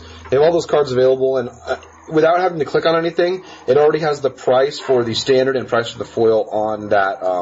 On the window, the scroll. Yeah, just scroll through. You can just look at the cards. So you're scrolling through, you can find the prices right away, and you can click on it and highlight it and make it, whatever. You can save it into your little pile or whatever of trading and all that stuff. It makes it very simple. It makes it saving clicks. When you're using other apps, which I like other apps. There's a lot of other apps that are like they're great. They're fast and they're awesome. But this one has everything on the front page, and so it makes it where you can just scroll through, see everything on the spot, TCG Player mid. And without having to go to, like I said, multiple clicks, going to different pages, clicking on each individual card, and then saving it after that or whatever. This thing is very simple. It's updated all the time. And it also has a plus or minus about, like, is this card going up or is this card going down? It shows percentage-wise. Yeah, all on the same page. There is no clicking involved. You just see it. It's all there available so it's very quick, which is really nice. You're also able to, like, for free, like, the app costs $2, but for free you're able to input 150 cards of your collection and be able to track the pricing of if it's going up and down, and it updates every day. So that's pretty cool. And if like $2 a month, you can put like 3,000 cards in there. For $3, you can put like 10,000 cards in your inventory to track your price range and stuff like that. Yeah, it's a pretty smart app, it seems like. It's really smooth and well refined. I mean, there's a couple things they can probably work on a little bit. Like, they also have their own website. So, like, on the app itself, once you hit the 150 cards of entering, like, I put 150 cards in, and all of a sudden it says, like, oh, you must be logged in to add more cards. I'm like, well, what the fuck, I am logged in. And so I went to their website, it was on there, and then I come to find out and realize that you actually have to pay more to add more cards. So, like, there's things like on the app, they can make that more clear that once you get 150 cards, you have to pay more to add more cards. Yeah, fair enough. On the app, it doesn't show that. So there's things refined, but in generality, it's a pretty sweet fucking app. So it is Echo, ECHOMTG on the Apple Play Store, not Apple Play Store, because Play Store is fucking Android. Anyway, the App Store, my bad. Yeah, it's funny. I actually signed up for the MTG Echo because it tracks your finances and everything, but I just haven't put in any cards for it to track. So I keep getting like an email every week saying like, "Here's your report," and I'm like, "It's still zero. It can't go up or down." But I definitely want to like look into it and try and track it a little bit more. It seems fun. Yeah, before I even actually realized there's only 150 cards put in there, I was like, I put in that 150, hit that mark, and I'm like, I even threw in some like shittier uncommons just as I was like scrolling through that list, and I'm like, okay, I'll throw these in there and click them up to put the amount. I'm like, holy shit, at 150, I'm already at $750 or something like that with those 150 cards. I'm like, that's pretty sweet. I'm still missing tons of other rares that I haven't even put in there at all. Okay, here's a little tip for anybody who has a wife or girlfriend or don't let her see that. or significant other who doesn't really know how much you're spending on Magic. There's one page, well, there's probably multiple pages just like the Echo, but there's one page I really don't want my girlfriend to see, and that is the collection tracker on TCG Player, where I order all of my fucking cards. And I just looked at it the other day because I have never looked at it, and yeah, if she saw how much money I fucking spent on singles, oh my god. Also, that's not including your booster boxes and bags or anything being ordered by other sites or anything else. Like, it's just what has been ordered from TCG Player, which is automatically uploaded to the collections list. Right. And that doesn't count for, some stuff that I bought at $10 and now it's at $2 or whatever. Yeah. So just be on the lookout. If I ever die, you might see like volcanic islands and like taigas and stuff on sale for like $2 because that's what I told my wife how much I paid for them. I'm just trying to sell them off. So go to your wife's garage sale for her dad's husband. Gotcha. I might kill you just now. Yeah. I'm gonna get this whole box of cards, $20. Whole box of cards. Okay, that sounds great. I'll take this shit off my hands. I fucking spend too much time playing Magic anyways. Could you make it 15? That seems a little high. Now that I'm getting all weird, I'm like, we should go to like grandma's garage sale. Oh, I told my wife about that. I plan on it because just that chance of finding some cool ass old expensive ass cards. That'd be like amazing. It's in my plans. I was thinking like trying the swap meet out. You know, because it's not like yard sales where you have to like go find them and all that shit. It's like all one consolidated area, you know, just go to the swap meet and just go around. I mean, there's already cool shit to look at the fucking swap meet. Yeah. But, you know, there's some people who just buy random shit and they don't really know really what it's worth. So you just go there and just come up, you know? I seen an episode of that show, Storage Wars. And Daryl. Oh my god. I know, whatever, but it's just one of those things I watch every now and then. Just no, I've seen that too. He fucking finds Power 9 cards and goes and sells them at like, some like SCG tournament or something like that to some booth, and they're like, "Oh yeah, you got some really good cards." You look at the cards, like there's probably $10,000 in this binder. And they're like, "Oh, we'll give you $300." Like, oh sweet, like, Look at these cards, $300, and they're like, "You fucking idiot! We're rich, bitches." All that shit's fake. Of course, but whatever, man. I don't know. That's a $100 bill right there." Yeah. Anyways, go on. So I did. It was nice that I did well at this Villain Slayer tournament because I was just sitting there and I was wearing our podcast emblem T-shirt, and so like I may be an asshole, but I actually am not an asshole? really. Well, Yeah, right. I am an asshole, but like at heart, like I'm a good guy, so I can talk to people and be approachable in this kind of situation. So I was able to talk to people and had good banter with people. So pretty sure I got a few new listeners, including the guy who played at Echo MCG and who I played for that. He was at the number 1 table. And again, dude, like I know you're listening this week. I'm bad with names, so hit me up. Maybe get a play group going, that kind of thing. And that was my experience at Villain Slayer. Yeah, anyone wants to talk to us, iflandscould.com, and there's a little, contact ilk, info on our Twitter accounts. Reach us by rotary phone or one of those new touch-tone things. Yeah, mail pigeon. Yeah, mail pigeon. That's actually the fastest nowadays. String and cans. That guy was real cool. I actually do hope he hits me up because we had a good time playing and talking, so it'd be another good guy to throw in. Suck his dick already. Yeah, I'm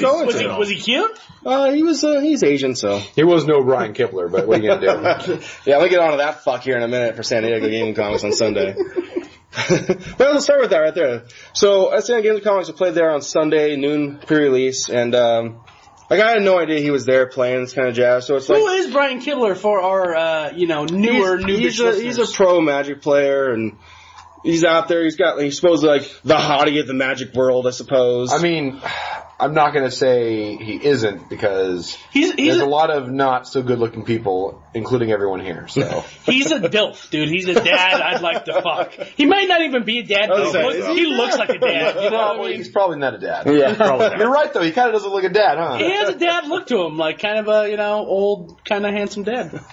So anyways, I have daddy issues. Yeah, an old handsome dad. Right? Old grandpa's pound tar soap. No wonder you love that shit. You guys all feel the same, right? Though, like handsome dads, right? Right? I'm into handsome dads, so are you, right? Like, so you're into me, This is a common thing. Actually, yeah, you're actually the only dad here. Yeah, I am the only dad here. Yeah, I'm not going to say you're so handsome. You look like me, and that ain't great. That's not good. So before we get into like my previous cards and all kind of shit, I'll tell my little personal like Kibler story to that point. Like, I already didn't really like have the highest feelings for the guy after this more recent story of a couple, like maybe a month or two ago, where he's at a Magic tournament and he's posting on Twitter about how he's pissed off the guy he's playing against. Guys like playing regular speed, and Kibler's trying to play fast because he just realized his Hearthstone season's about to end. So he's like, "Fuck, I wish this guy would just hurry up and play us so we can get to Hearthstone." It's like, then why the fuck did you go to a goddamn Magic tournament, pay this money and this and that, get in there, and now you're trying to like make this guy rush play because you want to play a fucking Hearthstone season? Like, whatever, dude. That kind of irked me for whatever reason. I just didn't like that. Right. And so, like, before getting the rest of the shit, so it's between like round 2 and 3, and I go into the restroom, take a quick piss, in there for 30 seconds, whatever. And typically, when it's only like a single bathroom, so it's like wide door open that opens in right directly into the bathroom. It's a very little cramped corner that the bathroom. Yeah, it really is. So I open the door, and typically in that kind of situation, any respectable person would go, okay, obviously, like when someone's exiting an elevator or exiting the trolley, people are exiting get off first. Not the other way around. Well, I open the door, and as soon as I open the door, like this guy is like bum rushing into me. I'm like, dude, like, and he kind of like pushes past my shoulder to get into the bathroom, and I'm like, it's not like the round was starting. There was like 10 minutes still to the next round, and this kind of shit, and whatever. And then I kind of like noticed afterwards, it kind of like, I didn't know it was him, but still was like annoying to me. So I was just like, did this guy rush past him because he had a shit real bag and shit in his pants? But no, this guy fucking got out of the bathroom like 30 seconds later. Ends up it's Kibler. I'm like, just kind of, disrespectful kind of thing. Like, who bum rushes somebody to get in the bathroom? Like, just sit back for a second. It's just kind of, I don't like disrespectful kind of shit like that. Yeah, I mean, I can see that, but never mind. It was whatever. It's not a big deal, but it was kind of funny because then the pairings go up and I see Brian Kibler's name go across the screen. I'm like, huh. Like, is that, I asked somebody that's sitting next to me, is it the real Kibler that's here? It's like, oh yeah, it's him right there. I'm like, oh yeah, that was the fucking bum rush passing in the bathroom being disrespectful. And, it was kind of funny after that because I ended up going 4-1 on this Sunday tournament. And so at this point now I've seen him, it's like round 4, and round 5 comes up and I'm on table 3 at this point. I look down and I was sitting next to this other guy. I was like, okay, I'm on table 16. Oh, I'm playing Kibler. I'm like, oh. So Kibler, Mr. Hot shot motherfuckers, like 2-3 in this tournament, or 1-3 at this point, or 2-2 or whatever. And he ends the tournament 2-3. So I texted these guys like, "Oh, I just kicked Kibler's ass. I didn't actually play him, but goddamn it, I beat him in record." Mr. Tiny Bladder over there. But whatever, that was that. And just, I don't know. It just kind of reinforced my dislike of his respect levels for what's going on. Anyways, get to my deck I played there. I started off with I picked Slumgar for this one, and I was gonna, after my midnight one, I pre-regged for Slumgar here. I was like, okay, I'm gonna switch to Kolagon Brood, because I had so much fun with it, and then I kind of forgot to call in, so I ended up, getting Slumgar, and wasn't all that happy with my black-blue. The blue was just not good for what I drew, so I was like, you know what, fuck this. I'm gonna go with my black-red strategy, and then from there, at first I was like, I was gonna splash blue for a couple things, and then I played my match 1, and honestly I got lucky. Like the dude I played against had fucking Ojitai Exemplars, which is just, oh my god, a great fucking card. Yeah. It was, like, in theory you look at it and go, that's great. In practice, it's even fucking better. It was like, holy shit, this thing protects itself, gives itself life, like all kinds of crap. It was just like, fuck, you can't do, I don't know, it was ridiculous what he was doing with this card. So he beat me game 1, I ended up beating him game 2, and then game 3 I got lucky and he fought it out. And I was able to beat him quickly with my quick attacks and stuff like that. After that, talking to him a little bit and this and that, I switched to black, red, white. And after that, the rest of the turn went real smooth and it was pretty damn fun at that point and had a real easy go of it and was 3-0 and I was playing a mirror match for the 4th match and like I kicked his ass game 1. It wasn't even a match. And then game 2, he was on the play, and I was able to stave him off for a while, and he finally got the final punch in. And then game 3, I'm like, okay, it's going to come down to this. I'm on the play. Like, I should win this game. I kept a little bit of a land-heavy hand going, okay, I'll run into my other stuff now. And then I proceeded to pull 5 straight land cards in a row and pull overall in that game. I lasted long enough to pull 10 of my 17 lands, and nothing else. God damn it. That's magic, baby. And that was my one loss in the tournament. But, my promo was Damnable Pact, which I fucking love this card. It's pretty fucking sweet. It's double black and X. Target player draws X card and loses X life. A couple different games, just getting him low enough with my low end, quick attacks, and then finishing him off for 5-6 late game to win it. By the way, that was so the Mana Source which is a YouTube channel, one of my favorite YouTube channels to watch for Magic the Gathering news, information, and entertainment. And that was their spoiled card, or Magic. The Wizards actually sent it to them saying, on this day, on this hour, you can spoil this card, was Damnable Pact. Mm-hmm. So props to them for actually, just starting off as a YouTube channel and putting out a bunch of content and then being recognized by Wizards and having their own card. And I really think that they're my favorite to watch on YouTube for Magic content. I'll say that right now. And why didn't I get the shout out to Echo MTG, dude? I'm going to try to get a sponsorship through them. Right. Give us some money. I want to give a shout out to Taco Bell. Have you had your 4th meal? And was it Jack's Links? Jack's Links? Yeah. However it goes. I want to give a shout out to Jock Jams. They're pretty good, right? Back in the day, they're pretty good. Yeah. So some of the stars of this black, red, white deck was late game Secure the Waste. I'd play that, and that's white and X. Put X 1/1 white warrior creature tokens onto the battlefield. What was it? Wobblers? What the hell were you talking about last week? We couldn't say warriors. Wolfers. Remember that hot sauce last Come on, I don't know anything. whatever. He was drunk. Dude, he's wearing a hat. He doesn't even care right now. Doesn't even care. And I'd combo that, and I'd play that on their turn, block whatever I had to, whatever, and then I'd play Great Teacher's Decree, which is a white and 3 sorcery. Creatures you control get +2/+1 till end of turn, and it has rebound. So once I got those couple things going and got wide, it was just a blowout at that point. And then, honestly, in the limited environment, if you're playing a dash deck and you pull Stormrider Rig, play that fucking card. What's that card? It's an artifact equipment. You pay 2 to put on the field, and the equipped creature gets +1/+1. But it has, whenever a creature enters the battlefield under your control, you may attach Stormrider Rig to it for free. Or it has equipped too. So essentially, you just dash them in, they instantly get +1/+1, and you keep swinging at them. So that was great. The Irish Shaman was just awesome to morph that and then flip it for 1 red. And then all of a sudden, then it's a 3/2 with the Megamorph situation, and it can't be blocked. It has to be blocked by 2 or more creatures. And you exile when you flip it over, you exile a top card of your library. You can play it this turn. The thing was vicious for me. And Champion of Erishin was a 3/2 lifelinker for 4. I got my favorite card from last limited from Fate was Goblin Heel Cutter, and I was playing that guy in this one. And Volger's Aven. Tricks I had were like Butcher's Glee, another coat with Venom, and Butcher's Glee is great with the +3/+0, gains lifelink until end of turn and regenerate it. Another great limited card was Ukid Cobra. That did a lot of work for me. This one I didn't have as much removal as my Villainous Lair deck. I had Palace Siege, once I got that out there, keep pinging them for 2 damage and gain 2 life. But I only had Flatten, I had Defeat. Again, I had Sprinting Warbrute and Dragon Fodder. Foul Tongue Invocation was pretty good for me, and I had Duress.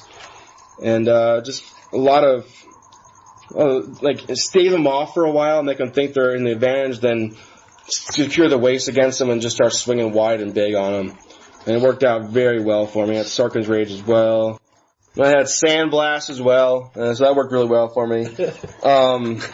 One of the cards I'd say look out for, and if you get a chance to draw it, do it, is an enchantment called Corpse Weft. I believe it's a black and 3, and it says pay a black and 1 and exile as many creatures cards from your graveyard as you so choose. And for as many cards as you exile this way, put an XX horror token on the field that is equal to that amount of creatures times 2. So if you exile 2 creatures, you get a 4/4. Anything bigger than that, so you keep going. It's a real pain in the ass. Like you get rid of their creatures, and they just instantly, whatever speed they want, whatever the fuck they want, bring back a horror token to be in your way or whatever may happen. It's an instant card? It's an enchantment, so you can do it as many times as you have creatures in the field. In the graveyard. That's pretty good. Like at one point, this one dude had it, and he, late game, I was trying to kick his butt, and then all of a sudden he fucking puts an 8/8 token on the field. I'm like, oh my god, I need tricks now. And so just watch out for that card. If you get a chance to play it. It's fucking good. So, 3-1 at Villainous Lair and 4-1 on Sunday at San Games and Comics. I had a pretty damn good showing. Wish I could have been there. It was a good time. I tried to get a Tarka. I didn't show up. And that's what happened. I had to stay up all night. I didn't get to bed until 11 in the morning, and what we have scheduled for 12 p.m. So yeah, that didn't happen. But anyways, this limited format was a lot of fun. I mean, I agree with a lot of people out there that the cards in this set aren't going to retain a whole lot of value. There's some fun stuff to do, but there's not a whole lot of high-priced cards that are going to stay high-priced. But I had a great time playing this sealed format here. Somebody on Twitter called it Dragon's Maze of Tarkir. Oh, that's not fair. That wasn't even funny. I was just sad. That's not nice at all. Hey man, they had fucking Voice of Resurgence in that set. That's Come on true. now. That's true. Name 5 commons From Dragon's Maze. Don't do that to me. Yeah. Okay, so moving on. We're Cancel. Probably not. No, probably not. Doesn't resolve. So we're going to talk about some, the banned and restricted list had a little update, and there wasn't much to talk about except, man, blue delve cards are just getting shit on more and more in more formats. In Pauper, which is a format of all commons, Treasure Cruise got banned. I don't know if you guys have ever played Pauper on MTGO or in paper. I've actually never seen anybody play it in paper besides us. But on MTGO, The blue decks are running rampant on there for Pauper, and it's mostly decks revolving around... The Cloud Fairies or something? What's the fucking one guy that flips? Delvers. Delvers. Yeah, there's just a bunch of Delver decks on there. Which makes sense because there's still a lot of counter stuff on common level and whatever else. Well, it's like Delver and then just a bunch of like low casting cost instances and then like Mole Drifter and shit like that. Isn't even like Brainstorm and all that shit common level or no? Yeah, Brainstorm and Ponder. They're all commons? Yep. Yeah, even though they're very powerful. Yeah. Common level, why not? But I mean, Mana Leak as well. Being able to draw, 3 cards for 1 mana is just broken, apparently, in that format. So that was the big ban and restricted thing. But we also got a rules change. For what format, you might say? Well, I say Commander. And you might say, who cares? Because house rules. And I say, yeah, who cares? But we're going to talk about it. So basically, there was no cards. You're going to upset BioV, dude. Yeah, BioV, he's going to be upset. Unsubscribe. I think you did cover all bases where it's like, oh, Commander. I don't care. They can change whatever they want. It's fucking Commander. Oh, I'm sorry, EDH for BioV. He might not know what we're talking about. Really? Okay, so there was a rules change, and before in Commander, I mean, obviously people build like ridiculous decks, and there's a bunch of feel bad moments if they build like unfair decks with all these wicked combos. But the thing I didn't really know in Commander that could actually happen until I experienced it on MTGO was a thing called tucking. Tuck your sack back, baby. Yeah, I knew Crow was gonna be all over that one. Come on, who hasn't done that? Yeah, would you fuck me? God damn it. I'd fuck me. Try it for me. Now he can't be funny for the rest of the episode.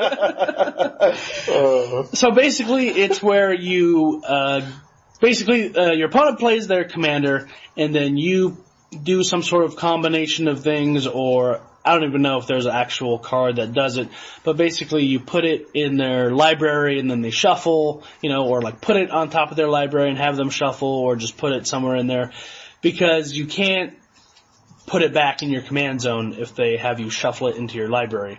But if it goes anywhere else, to your hand, to exile, to graveyard, you can just choose to have it go to the command zone. But in this tucking instance, there's no way to you have no choice but you have to shovel it into your library. Exactly. Well, that's why I heard there's a lot of people that are, because that rule existed, they had a lot of tutors. Yes. So, and it was just like, making sure that people played tutors for this one thing, which didn't really help the game because all you were doing was like playing reactive spells that didn't let you have any fun. You're just like, I gotta put this in because this happens. Yeah, exactly. So, I mean, people figured out that you could tuck the commander away, and so they started putting a bunch of cards in so they could do that because it's kind of unfair, because how the fuck are you going to ever find your commander again in your 100-card deck? And so in response, people started playing a lot of tutors, and so what does it say? It says, tucking commanders led to people running more tutors, a style of which the rules committee is trying to discourage from seeing as much play. So they don't really want people running tutors, or at least a bunch of them. A lot, seems to kind of feel for me takes away from the whole point of Commander. Commander's supposed to be you have a big pool of cards that are at random. You shouldn't be able to just play a card and find exactly what you want. Right. In my zombie deck, I think I have 2 tutors in there. And I don't want to put any more because, once again, you just want the randomization and fun of it makes Commander. Each game of Commander a lot more random. Yeah, exactly. I don't know what I'm trying to say. I think I had a stroke. Don't worry about it. You lost your thunder. You did good. You did good. You done good, son. I'd fuck you. Tuck it first, we'll fuck. So, and a lot of the tuck cards are focused in blue and white, so it forces you to play those colors. And it's why is that? Because blue and white have the cheapest most awesome. They have the most powerful commons, really. Like they just have. I think so. Oh, without a doubt. Well, yeah, they just have very controlling. Blue and white is very controlling type cards. So in Commander, if you're going to be like trying to fuck the other person out of them playing their game, you're going to be playing white and blue. And then so the last thing, this change clears up a lot of corner cases for certain rules. So I guess it was kind of messy, you know. It probably crashed Moto and exploded and. Those poor programmers just, you know, died over the hourless nice, I don't even know what I'm trying to say. I think I had a stroke. I'd fuck me. And so, Moving right along. Yeah. And so there's been like a lot of, differing opinions on this rule. I mean, I like it. Yeah, some people are like, I think it's totally makes it more fair. Which a lot more fair. There's so on this website where I'm reading this off of, there's some tweets from random people, and this one guy's like, I will likely never pay to play in another Commander event ever. And it's like, who the fuck is playing in Commander events besides the Silver Championship, which is Silver Cup, which is brought to you by BioV. There's not a buy-in though. Whatever. I was just trying to. Yeah. So, anyways, like, who the fuck is buying in to play like Commander events? And is if that you are really playing, a thing? yeah, and if you are playing Commander, like, aren't you just playing at your friend's house, kitchen table, and you can just be like, hey guys, we're gonna vote to ignore this rule. Yeah, let's ignore it. Okay, let's play. So. And then some people are happy about it. You know, it leads to less feel-bad moments in games. So I actually like it because it is one of those moments where you're like, well, I can't ever cast my Commander again. And it eliminates the deck hair situation that just is like, well, that just sucks. Yeah. So that's that. Commander's the name of the game. Exactly. And so we're moving on to Tiny Leaders again? God damn. Who wrote this in the show notes? I'm so sick of fucking tiny leaders on this motherfucking tiny plane. Well, The Last of Us, which apparently was a good game, but The Last of Us have finally built a Tiny Leaders deck. So take it away, Mr. Last. Oh, I built the Tiny's Leader deck? Okay. Tiny's leader deck. Tiny's Leader. Not even Tiny Leaders. Tiny's Leaders. I can't Tiny talk. Leaders. I've been drinking. That's my mini Mander. Yeah, so I ended up finally, this is Ryke, by the way. I ended up finally Well, they know. They've been listening and all they know. buying into a Tiny Leaders deck. So I had a lot of the pieces already to the puzzle, but I was too stupid to put it together. So naturally, I went online and got some suggestions from some different decks, and I ended up putting together a Yasova Dragonclaw Tiny Leaders deck. So, in case you don't know who Yasova the Dragonclaw is, it is a legendary she creature, human warrior. She creature. So it is it's a pretty much 1 green and 2 colorless for a 4/2 with trample, but it has this neat little activated ability which reads, at the beginning of combat on your turn, you may pay 1 colorless and then 2 hybrid mana symbols, which the hybrid symbols are blue and a red. If you do, gain control of target creature and opponent controls with power less than Yasova Dragonclaw's power until the end of turn. Untap that creature and it gains haste until end of turn. So essentially you steal one of their creatures at the beginning of combat and you may bash their face in with it if you so choose. Which it's Tiny Leaders, which means that damn near everything is going to be 3 power or less. Yeah, so it's like even or 4 power and less. No, because it's less than her power. Yeah. So 3 power or less. 3 power or less. Anyways, so like Brymaz is a very powerful guy. Even like other commanders are very powerful. Like, what the hell is that one called? What's the one you're called? Alicia. Alicia, you know, that's a 3/2, so. Yes, he stole that earlier against me. Yeah, there's all kinds of shit that you can steal. Basically, I want to say everything. Because there's just not a whole lot of shit out there that's, a 4 power or greater for only 3 mana, So yeah, I'm pretty much playing, this as my commander, and then I went more of a route of kind of like playing to her ability. So I have a bunch of cards, that actually do sacrifice effects. So essentially what you do is you get Yasova Dragonclaw out, you get her out into the field, and then you, next turn or whenever you can afford it, pay the 3 mana to steal an opponent's creature. And if you have one of these sacrifice effects, it kind of pretty much, you attack with the creature you stole. If they don't block it or kill it or anything before the end of the turn, you pretty much activate one of these sacrifice abilities and gain different advantages from it. So one of the enchantments I have is Shivan Harvest, which is a 1 and a red. It is an enchantment. It is pretty much says pay 1 colorless, 1 red, sacrifice a creature, and you may destroy target non-basic land, which is a huge deal in Commander or Tiny Leaders because a lot of people play non-basic lands. I mean, basically anything that is, if you're playing 3 colors, you're only playing non-basic lands, only playing basic lands because of, like, Swords to Plowshares. Yeah. I mean, not Swords to Plowshares, I'm sorry, the other one. Path to Exile. Yeah, exactly. Things like that. Like, really, you don't play basics because there's no need. You're not going to be facing things that are going to mess you up. Yeah, just a few of... Well, I have a Bloodstained Mire, so I have fetch lands. So I have like one... There you go. That's another good example is fetch lands. But otherwise, like, you need the 3 colors, and it's limited, and you just want to go and do the best you can to get all 3 colors. So you're going to go ahead and play the pain lands and the fetch lands, and scry lands, or whatever lands you can that are multiple colors. Yeah, so essentially that's one of the effects you can do. Just take one of their creatures, and if you have enough, pretty much essentially 5 mana, you pretty much take a creature, attack with it, and then before the end of the turn, before you lose control of it, you sack it and destroy target land. I have another sorcery card, which is a 1 and a green. It's Life's Legacy. It's the text of it, it's a sorcery speed card, and it says, as an additional cost to cast Life's Legacy, sacrifice a creature. Draw cards equal to the sacrificed creature's power.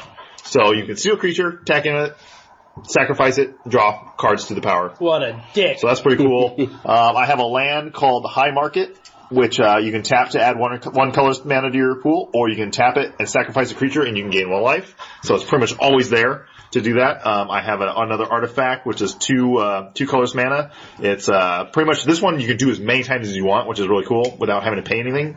It's sacrifice the creature. Target player puts the number of cards equal to the sacrificed creature's power from the top of his or her library into his or graveyard. So you mill them for, how much power, like 3 power. Which you might not care, but at least you get to sack it for free. Yeah, you get to sack it for free. It's just one other a sack outlet. And then also my favorite is the Goblin Bombardment. It's an enchantment. It's 1 and a red. It's sacrifice a creature. Goblin Bombardment deals 1 damage to target creature or player. So you could. I used to play that in I think I had like a Minotaur deck that I used to have like a lot of active treason type spells in it. And things of that sort, and then I had that alongside to do exactly that. I thought it was really fun to have all the spells that can steal creatures and beat face, and then to sacrifice them and do 1 extra damage or whatever. No, it's a fun card. I mean, it gets rid of tokens and it does 1 damage to their face if you want, and it builds up the damage over time. And it doesn't cost any mana to sack it. Exactly. And then the one cool tech I like about this deck is that I have a creature called Bazaar Trader. It's 1 and a red. It's a 1/1 goblin. And it has an activated ability that says you tap this creature, and it says target player gains control of target artifact, creature, or land you control. So essentially, if you steal a creature with Yasova, you can tap this Bazaar Trader and target yourself to gain control of that creature. So you pretty much gain control of their creature for the whole game. Which is fantastic. Which is perfect. I'm also playing Lightning Greaves, which is an amazing artifact. It's 2 colorless. Equipped creature has haste and can't be targeted with spells or abilities. Equip 0 cost, so you can move it around as much as you need. The new card I'm playing is Hero's Blade, which is another artifact equipment. Creature gets +3/+2. It's a 2 mana artifact, and it says whenever a legendary creature enters the battlefield under your control, you may attach Hero's Blade to it, which works perfectly for Yasova. Because it pretty much boosts your power up, so you can pretty much steal everything. Yeah, you can steal everything. That's 5 power or less. Or 6 power or less. Yeah, and then I'm playing all the good creatures, like in the rug colors, or the teamer colors, sorry. Like Savage Knuckleblade. I'm playing Scavenging Ooze, which is an amazing card to kill stuff out of the graveyard. Knuckleblade, dude, that's...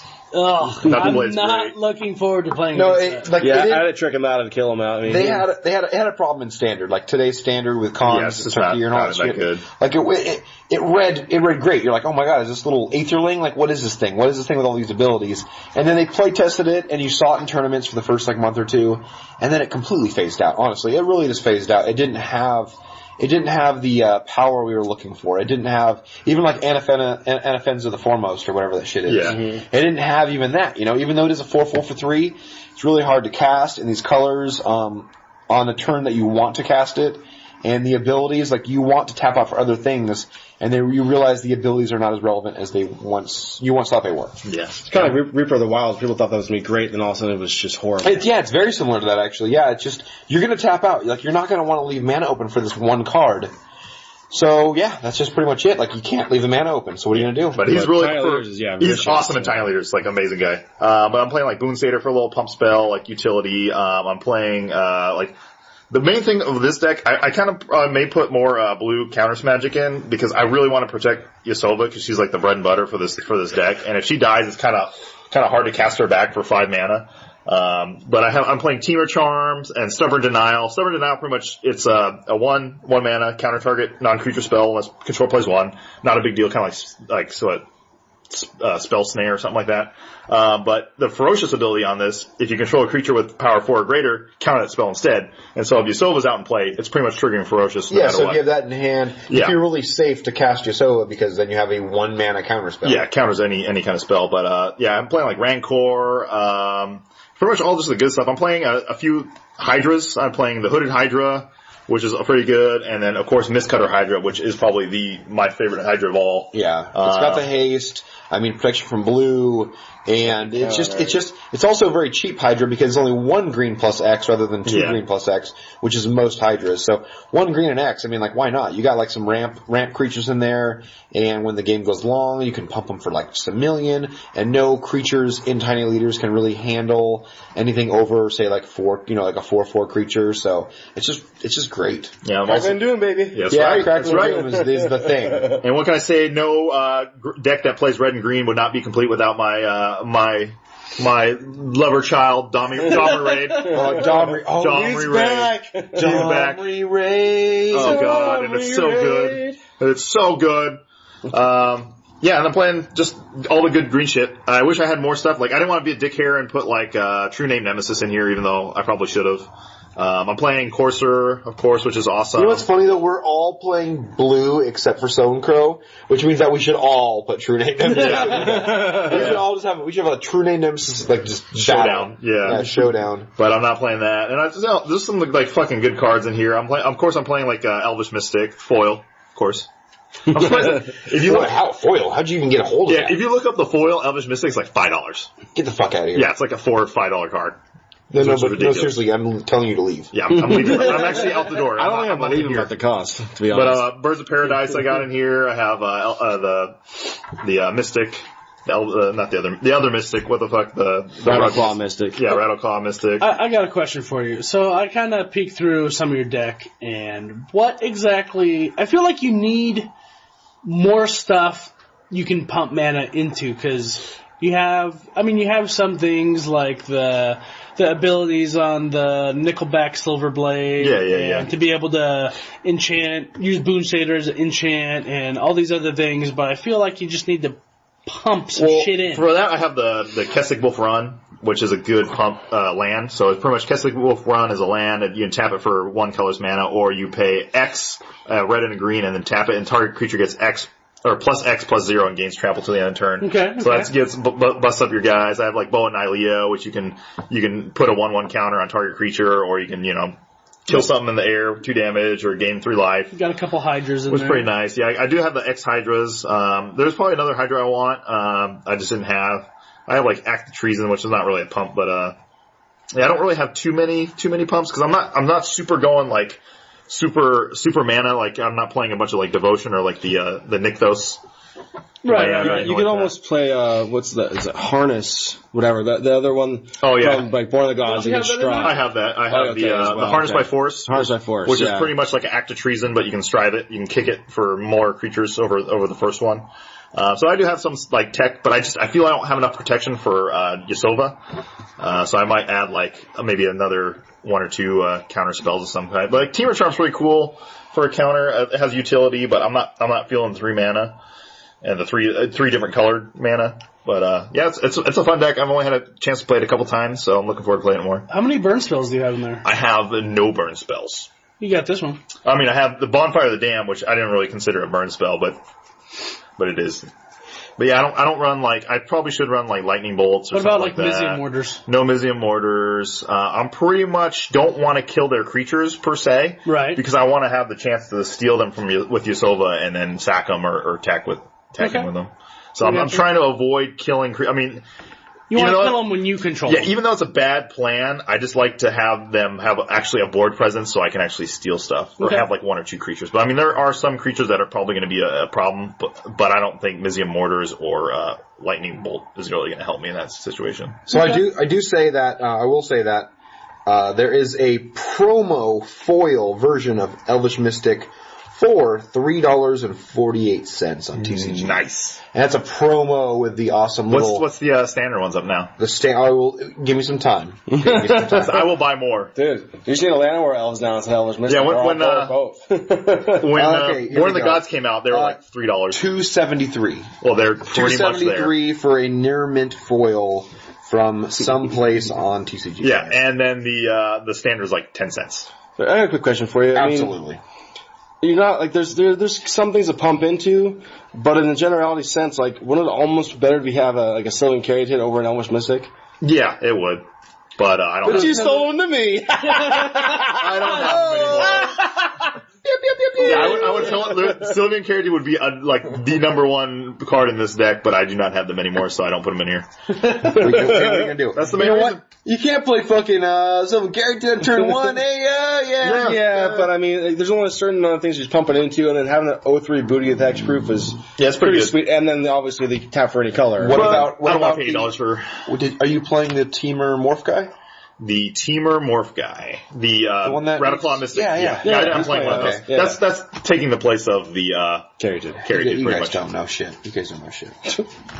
Okay. But yeah, that is my Chinese Leader deck. I can't wait to play it more, and hopefully maybe we'll get a video of it. And it's a great way to stay in shape. No, that's pretty much my deck in a nutshell. I do have Sylvan. The most expensive card in my Chinese Leader deck is the Sylvan Library, which is if you don't know what it is, kind of look it up. It's $15, but I had to put it in there just because I wanted it. You're playing green. And it's not super broken where it's a true name nemesis where it's you can't do anything to this guy. You have to make me sacrifice it or something. So it's still fun. Okay, right. True name nemesis, can it still die to devouring flesh? Devour flesh? Yes. But that's it, pretty much, right? Yeah. You have to sacrifice it. Has to target the player, and that's it. Yeah. Still, it makes it a card that is it's a 3-1. Okay, it's pretty much broken. Fine, but it's the same. I'm glad it's not a fucking 1-3. That would be hilarious. It's why is the toughness there? But no, I really enjoy this deck. Can't be blocked, right? Right. If I was can't wait to play more. You choose a player, they can't do anything to it. Nothing can happen nothing can interact with that creature at all. Except that you can target the player to do something about that creature. But the creature, nothing. It's protection from player. Yeah, you choose. It's protection from every single thing that player controls or does or spell or whatever. So it's a really hilarious thing. So it's a 3-1 unblockable that can never be killed. Every commander deck has blue plays it. Yeah, basically. It was in it was before this. Wasn't it in, before the commander set? Wasn't it something else? 2014 commander set. What was it in before that? No, that was the first time they it printed came out. Oh, fuck me, are you serious? That's why that commander set was so sold out and $80 to buy it. I only saw it once at a Walmart in Claremont, but that was after the card had gone down. It was still worth buying it and have the money at the time, but the card had gone down. Yeah, and Justin bought it. Yeah, Justin got it. Or I should say, I should hit him up. Be like, hey, give me your card. Actually, I wonder if he sold all his shit. Because honestly, I'd probably just hey, let me give you $50 and then you just give me all your cards. Yeah. He has some Sphinxes. He has actually some good shit. I would take a Sphinx off him. I haven't talked to him though, that's the problem, so I don't want to. I haven't talked to him yet. Just be a dick, hey, what's up? We haven't talked in a couple months. Oh yeah, how's that going? Actually, I don't have really time to talk, I just want to get to the point. Oh yeah. Exactly. Let me, Foolish you answered my phone call, let me get your cards. Yeah, let me pay you horribly underpriced for all your magic cards. Oh, yeah, exactly. Alright. That's about it for my Tiny Leisure deck. It's fun. Play Yasova. Red-blue. No, Yasova seems when we looked at the new concept, we looked at the concept before we found out what Tiny Leaders is, and then we're holy shit, these fucking cons are meant for this new format that came out. And Yasova is it's amazing, right? I think that so far we're playing We have Athreos as a commander. We have Yasova. We have Alicia, and we have Shuyun. Silent Teapot? Yeah, the Silent Teapot. Steaming Teapot. Okay. And I gotta say that mine is the weakest, I think. And I think it's kind of a tie between the two of yours. Alicia and I think so. When you read it, when you read the description of it, I feel like that stealing a creature or bringing a creature back from the graveyard, like a guarantee, is very important. I feel like the double strike on mine, you really got to build around it and have the cards in hand to make it work. When it works, very powerful, but yours, like, you just simply steal whatever's available. You simply bring back whatever's available. You know, mine is more like, do I have an unblockable card? Do I have a way to get through? If I don't, like, oh my god, my double strike means nothing against his 1/1 blocker, you know, so. Usually I don't run into that, but I still feel like your guys' are more, consistent. Did you leave out Marique Rebirit? Like how you try to say her name now. What is it? I heard somebody else say it, so now I can say it. Okay, you say it properly now? Is that your other one? No, that's mine. I still think it's Beret. I really don't think it's Barrett. I really think it's like Marique Beret. Rebirit? Yeah, Her whatever. fucking name looks French to me, so But I either don't way. think it's Barrett. And the other one, yeah, is that 1/1. If you so the 1/1, it's a 1/1 for 3 colors. It's white, black, and blue. It has the ability to tap and gain control of target creature.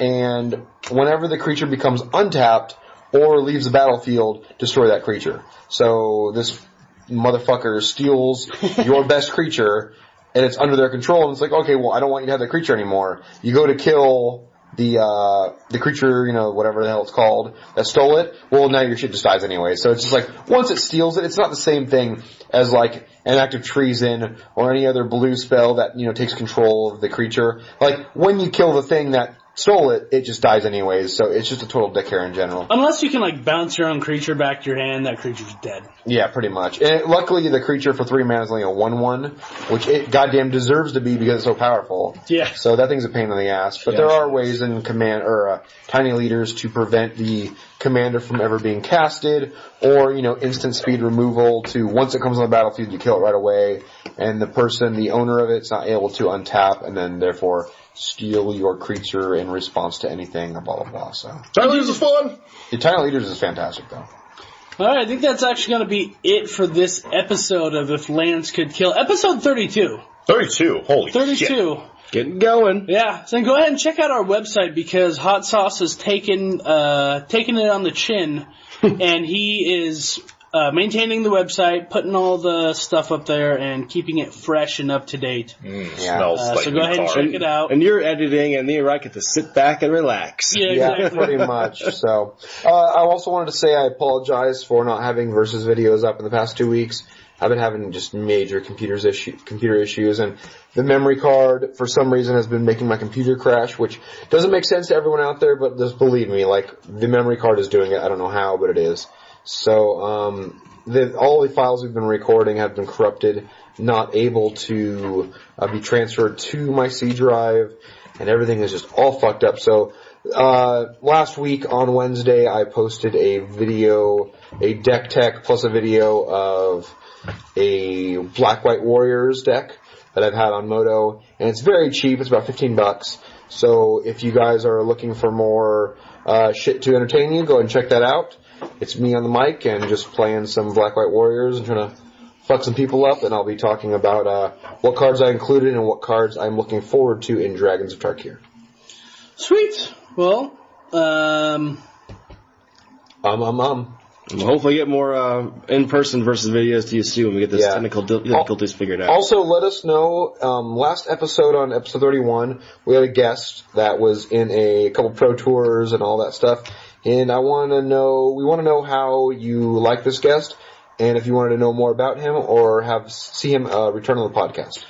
I definitely want him back because I feel like as soon as his intro was over, like we just started talking and he had like nowhere to jump in. So I definitely want him back to talk about some stuff for Noob's Knowledge. But yeah, give us some feedback. Let us know if you like the little bio-V. The robot vagina. Robot vagina. Anyways, we will catch you guys next week on Knifecity. This is Ryke. Samhain Crow. Hot sauce. And we'll catch you guys later. Peace.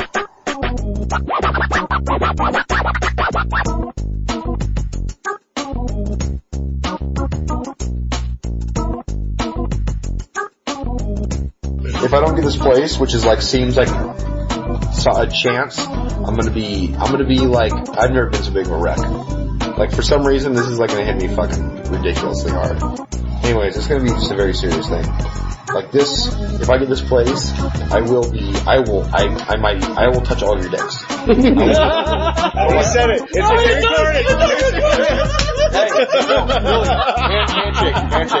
Handshake. No, like bare dick. Yeah, absolutely. With your mouth. Really, like, if I get this place, no, absolutely not. If you get this place, you guys can all just turn your heads and whip it out, and I will literally place my index finger and touch your dick. I want to watch you do it. Straight up. And you guys can talk about it all you want. I'll have Nice. This is going in. Oh, of course. and I'll have the place of my dreams. It'll be perfect. I'll touch all your dicks. Worth it more than anything.